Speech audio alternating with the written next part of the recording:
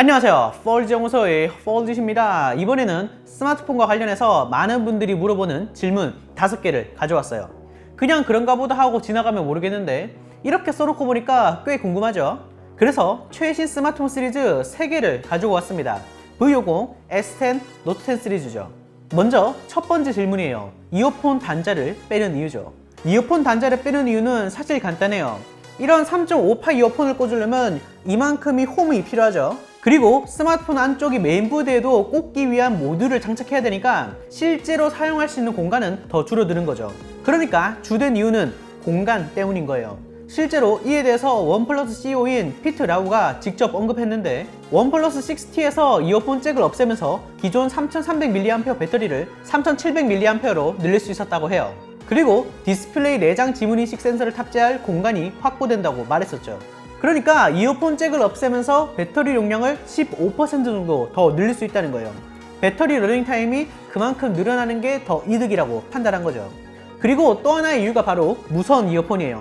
최근 무선 이어폰 굉장히 많이들 쓰시죠. 그래서 3.5파의 단자를 안 쓰는 분들이 점점 늘어나고 있고, 수요가 줄어드니까 공급도 줄어들게 되는 거죠. 그래도 유선 이어폰 쓰는 사람을 무시할 수는 없기 때문에 스마트폰 제조사들은 C타입을 3.5파이로 변환해주는 젠더를 넣어주거나 C타입으로 된 이어폰을 번들로 넣어주는 편입니다. 노트10 같은 경우에는 3.5파이 잭이 없는 대신 C타입 이어폰을 넣어줬죠. 다음은 카메라 배치가 세로로 된 이유입니다. 갤럭시 시리즈는 전통적으로 카메라가 중앙에 위치해 있었어요. 갤럭시 S10까지만 하더라도 카메라는 항상 중앙에 위치해 있었죠. 그런데 이번 노트10은 카메라 배치가 한쪽으로 몰렸어요. 그런데 이런 배치는 아이폰부터 해서 굉장히 많은 스마트폰들에서 볼 수 있죠. 다들 애플을 따라하는 거냐? 그게 아니에요. 이것도 배터리와 밀접한 관련이 있어요. 현재 배터리 용량을 키우려면 그냥 물리적인 크기를 늘리는 수밖에 없어요. 제조사 입장에서는 당연히 배터리를 최대한 늘리고 싶겠죠. 그런데 여러 부품들이 있기 때문에 한정적인 공간 내에서 최대한 효율적으로 탑재를 해야 됩니다. 그런데 아무리 해도 최소가 안 되는 부품 중 하나가 바로 카메라예요. 카메라 좋아하시는 분들은 판형이 깡패다, 이런 말 들어보셨죠? 이미지 센서의 크기가 사진의 품질을 좌우한다는 거예요. 고품질의 사진을 얻기 위해서는 센서, 렌즈가 일정 크기 이상이어야 하기 때문이죠.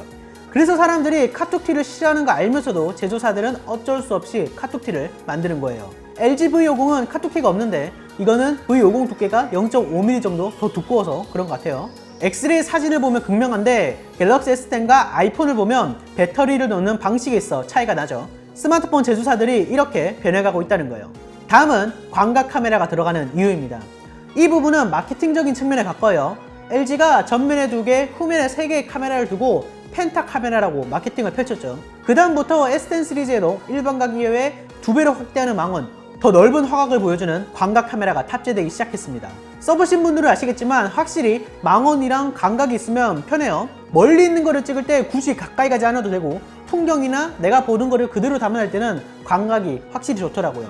예전에는 듀얼 카메라 하면 심도용 보조 카메라가 들어가서 아웃포커싱을 하는 데만 썼는데 그에 비하면 더 실용적이죠. 다음은 노치와 폴더블로 트렌드가 옮겨진 이유입니다. 요즘 스마트폰들 예전에 비하면 화면 크기가 엄청나게 커졌죠. 유튜브와 같은 멀티미디어 컨텐츠가 자리 잡다 보니까 더 많은 정보를 더 크게 보기 원하는 사람들이 수요에 따른 거죠. 그래서 제조사들도 화면 크기를 최대한 키우려고 해요. 그런데 단순히 화면 크기만 키우면 안 되겠죠. 핸드폰이 커지면 잡기도 힘드니까요. 그래서 핸드폰 크기는 그대로 두면서 화면이 차지하는 비율을 늘리는 방법을 찾게 된 거죠. 그런 흐름 속에서 노치가 등장하게 되고, 삼성은 여기에 한 줄 더 떠서 카메라만 빼고 나머지는 화면으로 덮는 인피니티 디스플레이를 발표했죠. 실제로 갤럭시 노트9과 노트10 플러스의 크기는 1mm도 차이 안 날 정도로 비슷해요.